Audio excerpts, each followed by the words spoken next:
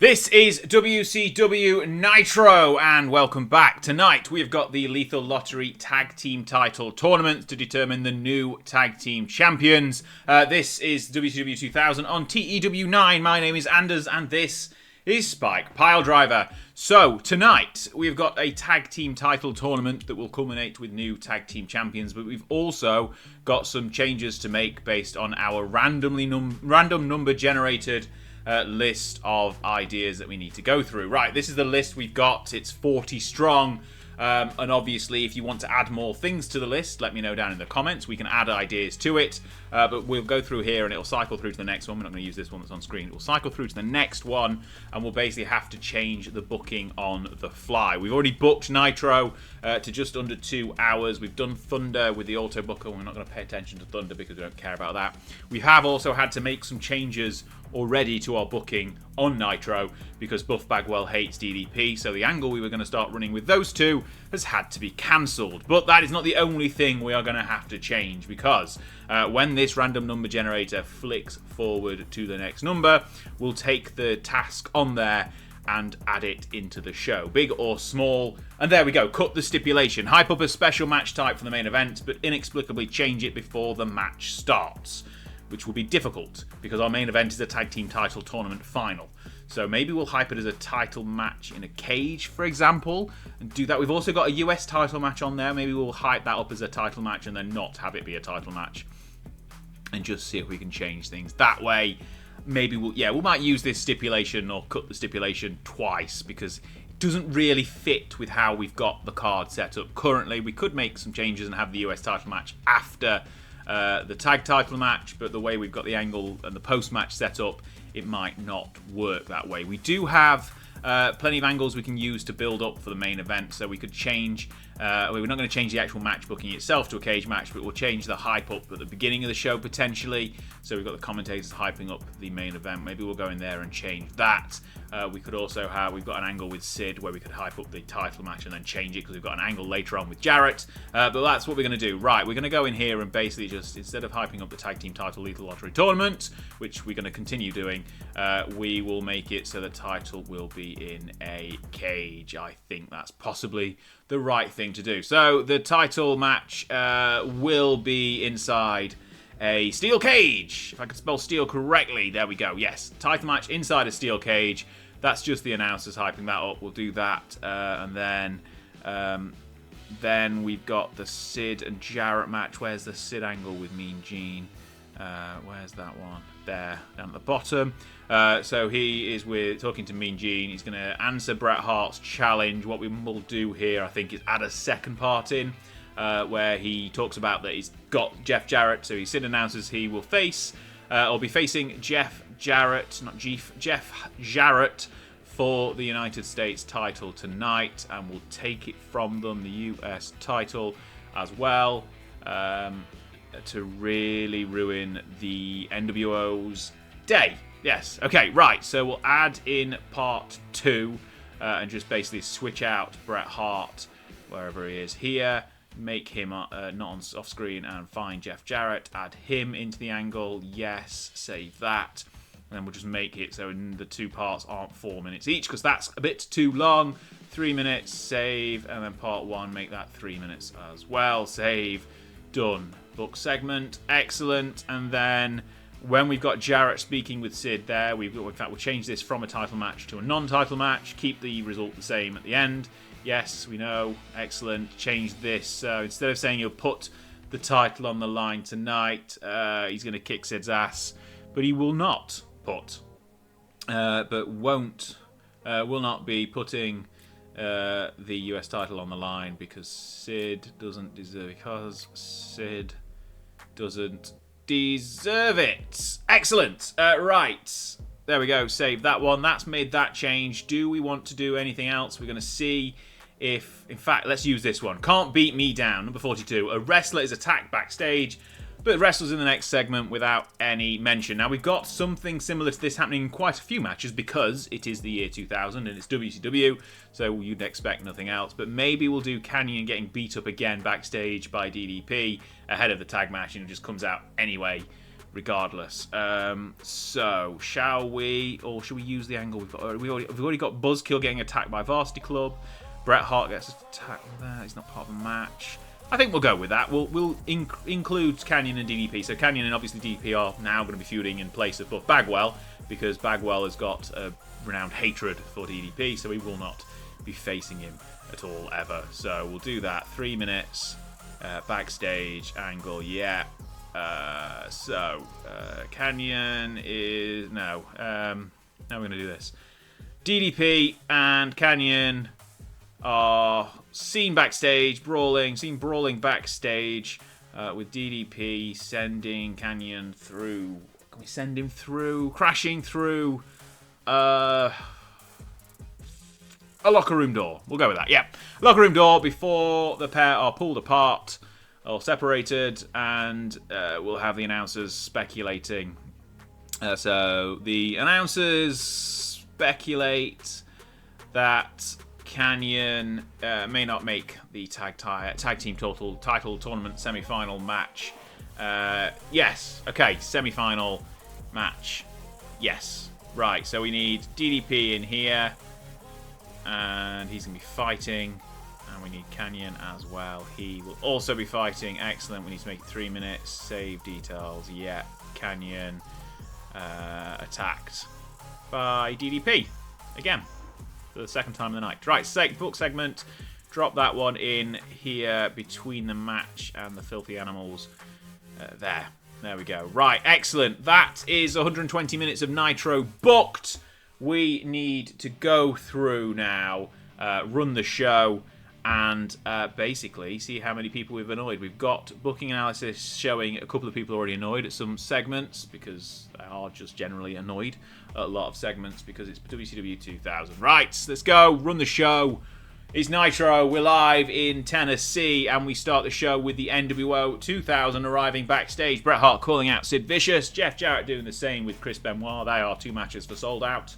Honest, Bret's not injured for 5 years. And Nash and Steiner talk about getting the WCW tag titles back into the group, which they've obviously been stripped of when Hall went walkabouts at the end of 1999. A segment rating of 61 is not a bad way to start the show, but it will probably go downhill from here. Next up, we have our announce team hyping up the tag team title Lethal Lottery tournament. We get new champions tonight. It will definitely be inside a steel cage. Please don't tell me that it's not going to be inside a steel cage. The announcer's only got a 35 rating. First quarterfinal match sees the NWO beating PG-13 in a squash. Kevin Nash with a jackknife powerbomb. Simple, really. NWO moving on. PG-13 are a job team. Nothing more to say. Next up, we have Mean Gene backstage with Sid Vicious. Sid is wearing a neck brace. He's going to answer Bret Hart's challenge and bring the WCW title back home at Sold Out. He's also going to be facing Jeff Jarrett tonight for the US title to really ruin the NWO's day. And that will definitely happen. 47 rating. Sid needs a script. That is for sure. But he's got a groundswell of public support. But yeah, script would have helped. That would have helped him. Mike Rotunda doesn't want a team with Buzzkill, so the Varsity Club decide to attack him before the match and leave him down and out. Nobody really cared about this one. Kevin Sullivan's going for some personal stuff, never mind. And then Rotunda just abandons Buzzkill to the Harris brothers, who beat him with a double chokeslam in a couple of minutes. That's another title tournament match that has happened. And again, another 36. Sullivan and Rotunda, good pairing though, so that's always good to know. Next up, we've got Bret Hart backstage. He's been the victim of a mystery attacker. 75 rating for that one, really good. I'm going to miss Bret. Obviously, he's not injured for 5 years. He's not injured. He's the champion. Don't know where you heard that from. Crowbar and David Flair then beat Lash LaRue and Midnight in the next quarter-final after Midnight was attacked by Stevie Ray behind the referee's back. Flair and Crowbar got excellent chemistry. The crowd do not want to see Midnight wrestling.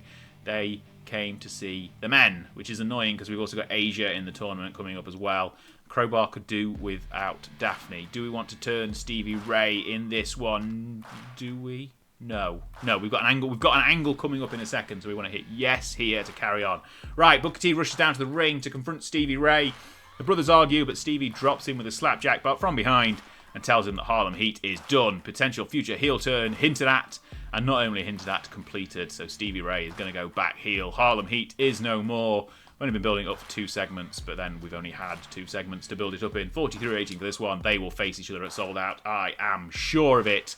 But next up, we've got the total package, dressed as Sting, with Elizabeth in tow. He mocks the Stinger for getting his arm broken. I think that's how Sting's out at the moment. And promises the fans that we'll never see him again. If they do, the total package will end his career all over again. He improvised well, but only got a 50 rating for the segment. And then he just destroys Elite Skipper in 2 minutes and makes him submit with a torture rack. So they don't click at all. Cooled the crowd. We are losing interest. The crowd are cold and losing interest as we go through this one. But then backstage, to make them even colder, Mean Gene talks to DDP about the rumours of Chris Kanyon making a move on his wife, Kimberly. If you heard the rumours and it was about Buff Bagwell, you heard them wrong. DDP says there isn't smoke without fire, and he doesn't trust Kanyon at all. He'll make him wish that he'd made a move because his old buddy will pay the price the same way regardless. These guys are going to be feuding throughout the rest of the night and for the next couple of weeks and months and who knows how long. But Buff Bagwell, who we definitely weren't supposed to be in that angle, is teaming with Kanyon, and they beat Asia and Norman Smiley. Asia the weak link. Norman Smiley, though, getting pinned from a Buff blockbuster. Crowd didn't like the idea of Buff turning heel again because he's only just turned face, apparently. Tenay and Heenan aren't a good pairing, and they don't want to see Asia wrestle. So, wonderful. Excellent. Next. Oh, dear, there's lots of poor red bits in the Road Agent report there. Next up, Norman Smiley took the loss, so the rest of the Revolution rushed down to the ring and attack him. Douglas, Malenko, and Saturn give him a beatdown. They get interrupted, though, by the arrival of the Filthy Animals. Conan leads out Mysterio, Guerrero, and Kidman, and they chase the Revolution away from the ring. Eddie Guerrero is the flavour of the month, but it didn't help this segment get any higher rating than a 35 because no one's over by the sounds of it. But after that, the ring's clear. DDP sneaks in behind Kanyon, drops in with a diamond cutter, and leaves. No questions asked or answers given. Just drops in with a diamond cutter because he's the face. Backstage, Mean Gene's with Vampiro. He says he's got no real relationship with the Stinger, but they do have an unspoken brothers in paint kind of bond. He doesn't respect the total package, and if Sting isn't clear to face Luger at Sold Out, then Vampiro will step up and do the business himself, setting up a nice little potential partnership between Vampiro and Sting for the future. Next up, back in the ring, the NWO are heading to their semi-final match, but they call out Sid Vicious. Nash knows it was Sid who left Brett down and out backstage. The NWO want him to pay. Sid makes his way to the ring, gets jumped by the Harris brothers, but they don't do a very good job. Sid quickly takes care of them and leaves them down and out on the outside. Jeff Jarrett attempts to capitalise with his guitar, but Sid grabs a guitar and chases the US champion backstage. That leaves the 4 men in and around ringside, the NWO and the Harris brothers, for our next match, which is a semi-final in the tag team title tournament. Sid again getting a groundswell of support, everyone improvising well, commentary helped, everything doing really good, but segment rating still only a 50. We'll blame the Harris brothers. That's what we'll do. That leads them to their squash against the NWO. Steiner Recliner getting the job done on Don Harris. Again, Tenay and Heenan, awkward pairing in commentary. Not great. 44 rating for that one. Move on. Backstage, DDP and Kanyon are seen brawling, with DDP sending Kanyon crashing through a locker room door before the pair are separated. Announcers speculating that Kanyon may not make it to his tag team title semi-final match. But we all know that's nonsense because he's going to be there, because the random booker told us. Filthy Animals are backstage with Mean Gene. They've challenged the Revolution to a 6-man tag team match at Sold Out. Special stipulation, though. Whoever loses has to split up for good. Ray and Kidman didn't like not having a script. Conan and Eddie absolutely loved it. Hopefully that, balanced out. Eddie's got a new catchphrase, by the way. Then we've got Crowbar and Flair beating Bagwell and Kanyon after Kanyon turned his back on Bagwell and left him for a 2-on-1 beatdown. Bagwell not enjoying the idea of a heel turn, didn't enjoy the booking of this match either. Neither did the finally. We're pushing Crowbar and Flair. I don't know why, but there we go. 38 rating. These pair going through to the final. Crowbar getting surprisingly lower in-ring performance than David Flair. Both off their game. Mean Gene has got Jeff Jarrett with him. He wants Sid's ass for what he's been trying to do tonight. He wants to kick his ass, not wants his ass. He will, however, not put the US title on the line because Sid does not deserve it. Sid won't make it to Sold Out and Bret Hart. And once he's out of the picture, Jeff is going to take out Chris Benoit as well. 46 rating. Again, I'm not sure whether it's me or the mod, but the ratings aren't great. Then we had a co-main event, Sid Vicious defeating Jeff Jarrett without the title on the line after Nash and Steiner attacked and got Jeff disqualified, so it didn't matter anyway. That's kind of what we like booking here, stuff that doesn't really matter. 64 rating for the match, Sid goes over, but nothing really changes or matters. After the match, though, Steiner and Nash keep beating up Sid with Jarrett, and then Benoit runs down to make the save. The faces get the upper hand and then decide to stay at ringside for our main event, which is the tag team title match, which is won by Crowbar and David Flair. Steiner's beat with a flash roll-up after Sid and Benoit stick their noses in, and that's the main event, a 37 segment rating. The crowd are simmering down again. We built them up a little bit from where they were cold and losing interest, but that is WCW Nitro. Well, it is after the tag champs celebrate, make a quick exit with their belt, and the NWO brawl in the ring with Sid and Benoit. I say the NWO, just Jarrett, Nash and Steiner. Hart is still nowhere to be seen. Nitro goes off the air with a 49 rating for the final segment, which gives us an overall rating of 58. We've lost popularity in every region in the US by the looks of things. 10 regions. Popularity increased in 7. That's probably the UK. But not a bad show, I think. It's chaos, but it's WCW 2000. Hopefully it's the right kind of chaos. We probably made... Did we lose money or make money on this? We made money on this show. Excellent. I want to hear your thoughts on the booking of this Nitro show. There's confirmation of the popularity changes. Have you enjoyed this WCW Nitro? Has it felt authentic enough and chaotic enough that it could pass as an actual episode of Nitro? Obviously, I've kept it quite true to life for the first episode of The Save, and we'll keep changing things as we go and make it more of my own and, well, more of the random generated booking ideas as well. But that is WCW Nitro. We'll check the TV ratings as well in a second. But yeah, let me know your thoughts in the comments down below. If you've got ideas to add to the booking list as well, please do so. But I'd love to hear your thoughts, your favourite part of the show, your least favourite part of the show. Basically, why was Raw in Honolulu in front of 1,000 fans? Anyway, yeah, let me know your thoughts in the comments. I'd love to hear your ideas of where we can take this save, what we can do to make it even more wild and crazy. Obviously, we've got one more Nitro left, which will be on Monday. Obviously, we're going to go Nitros on Monday, pay-per-views on Sunday, all being well, trying to keep a little bit of a realistic schedule. The TV rating, TBS is obviously unhappy with Thunder, but Nitro, they're not unhappy about just yet. They've got 3.44, 2.5 million viewers. Don't know if that's good or not. But yeah, that's the schedule going forward anyway. Nitro's on a Monday, so we'll be back next week with the next Nitro, and then sold out the following Sunday. And there we go, that's Nitro. I hope you've enjoyed it. Let me know your thoughts in the comments down below. If you want to see something different, you want to see some changes to the format, please do so and let me know. Right, thanks for watching. See you next time. Goodbye.